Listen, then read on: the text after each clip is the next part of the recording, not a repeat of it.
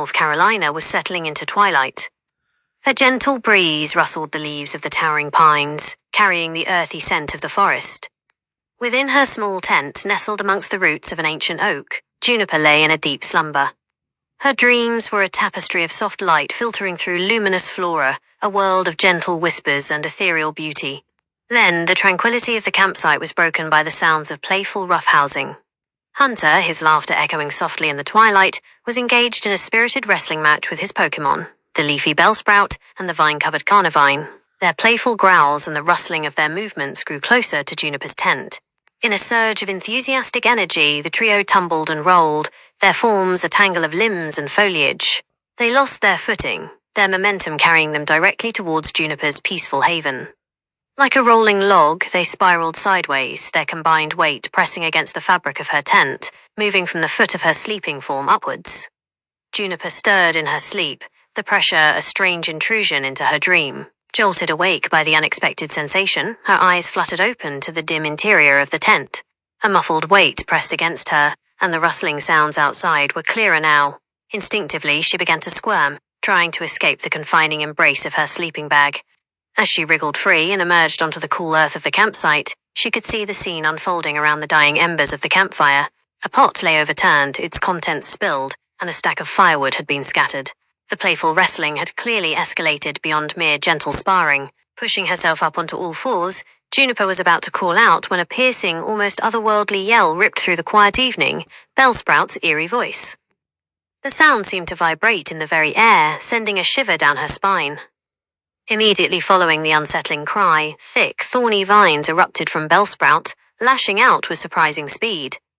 The vines snared Hunter, Carnivine, and Juniper herself, pinning them momentarily to the ground in a prickly, tangled web. "Bellsprout, let us go," Juniper exclaimed, struggling against the surprisingly strong grip of the vines. A knot of worry tightened in her stomach as she realized Carnivine was no longer among them. Just then, a heavy, acrid smog began to drift into the campsite, a swirling grey cloud that obscured the familiar shapes of the trees and the dying fire. The unpleasant odor stung her nostrils, and she coughed, trying to clear her throat. Through the thickening haze, Lara's voice cut through the air, sharp and commanding.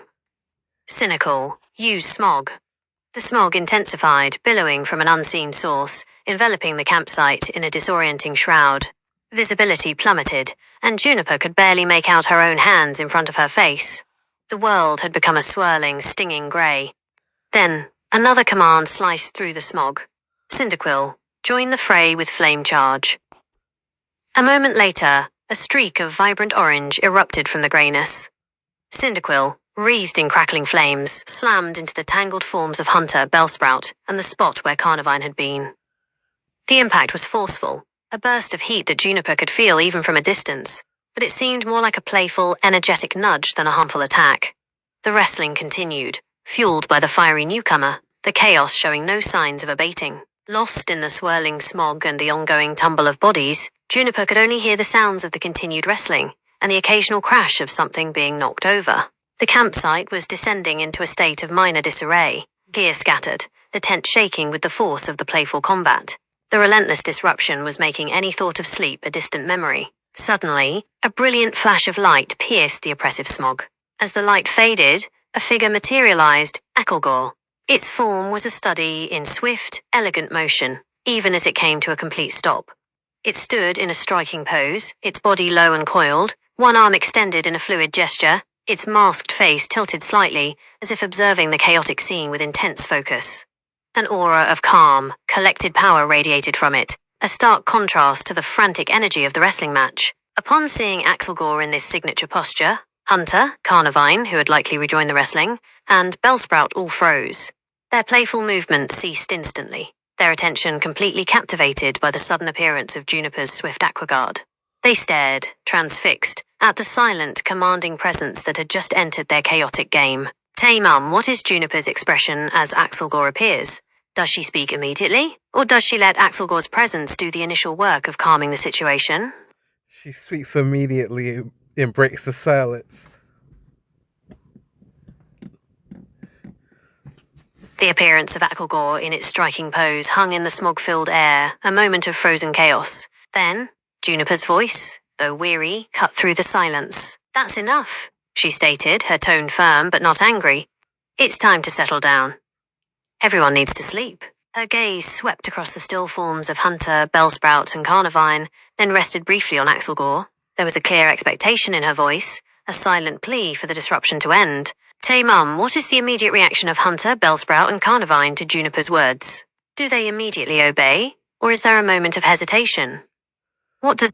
All of us immediately stop wrestling and walk weirdly back to walk shyly back to our sleeping places like nothing happened.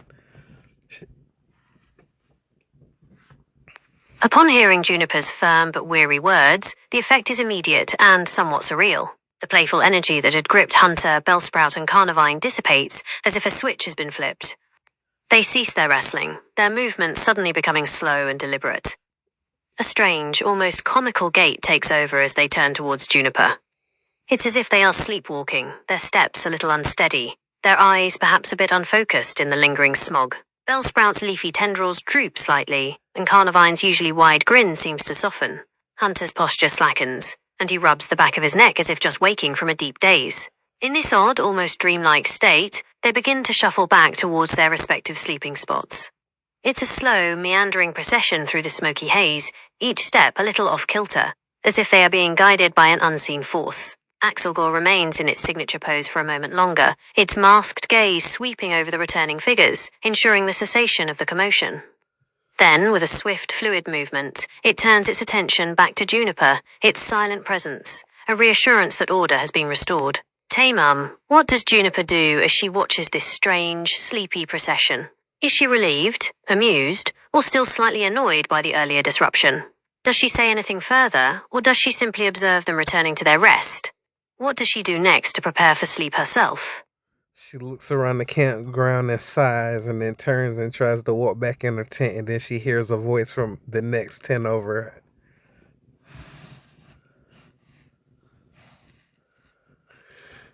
Juniper watches the peculiar, almost trance-like return of Hunter and the Pokémon to their sleeping areas. A sigh of relief escapes her lips as the campsite finally begins to quiet down.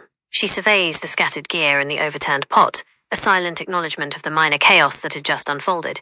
A small smile touches her lips at the strange, sleepy way they were all moving. Turning her attention back to her own tent, a haven of relative peace, Juniper starts to walk towards it. Her steps are heavy with exhaustion, and she longs to sink back into the comfort of her sleeping bag. Just as she reaches the tent flap and is about to duck inside, a voice cuts through the lingering stillness of the night.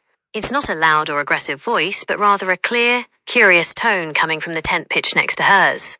"Everything all right over there, Juniper?" the voice asks. "Taymon, who do you think this voice belongs to?" It was Jordan Sparks. Juniper pauses at the entrance of her tent, a slight frown creasing her brow.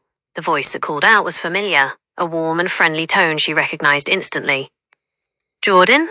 Juniper replies, a hint of surprise in her own voice. She turns towards the adjacent tent, peering through the dissipating remnants of the smog. The air was beginning to clear, revealing the familiar silhouette of Jordan's tent nearby. "Yeah, it's me." Jordan's voice comes again, a chuckle in it this time. "Things sounded a little lively over there for a while. Everything okay?" Taymon, how does Juniper respond to Jordan's question? Does she downplay the chaotic wrestling match, explain the situation, or perhaps express a bit of lingering frustration? She yells back, "Oh, everything's fine," in a cheerful fake voice. Like she tries to keep her composure, like everything's fine. It's really weird. "Oh, hey, Jordan." Juniper replies, her voice a little too bright, a touch too cheerful to sound entirely natural. "Everything's perfectly fine. Just, some enthusiastic Pokémon playing. You know how they get sometimes." She tries to inject a light-hearted tone, hoping to convey that it was nothing out of the ordinary. Even as she speaks, Juniper glances back at the slightly disheveled campsite, the overturned pot, the scattered gear. It doesn't quite scream perfectly fine, but she hopes Jordan won't notice in the dim light and the lingering haze of the smog. She clutches the tent flap a little tighter, eager to retreat inside and put this strange episode behind her. Taymon, does Jordan sound convinced by Juniper's overly cheerful explanation? Does she accept it and go back into her tent, or does she perhaps sense that something more unusual might have occurred? She says, "Okay," And then the scene ends with the peaceful sound of the woods again. Okay, Jordan replies, her tone neutral, perhaps sensing Juniper's reluctance to elaborate. There's a brief pause, and then the only sounds that fill the night air are the gentle rustling of leaves in the breeze and the distant chirping of crickets, the peaceful sounds of the woods reclaiming the campsite. The conversation ends there, leaving Juniper standing at the entrance of her tent. The lingering smog continues to dissipate, revealing the quiet stillness of the surrounding forest. The chaotic energy of the wrestling match has faded, replaced by the natural serenity of the night. Taymon, what does Juniper do now? Does she finally retreat into her tent and try to get some sleep? Or does she... Yep, she tries to go to sleep, and we end the scene.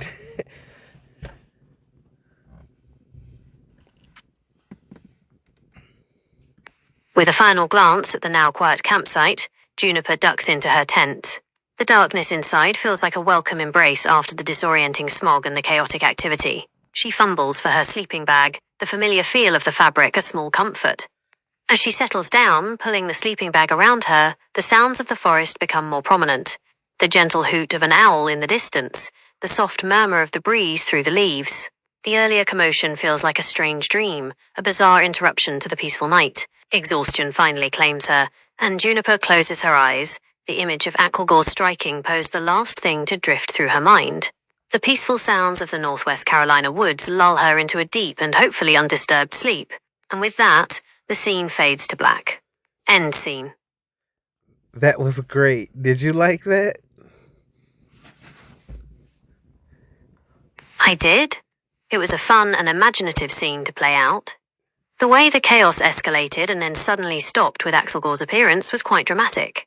I especially enjoyed the touch of humour with the sleepy walk back to the tents. Thanks for taking me on that role-playing adventure. We'll continue soon. Thanks.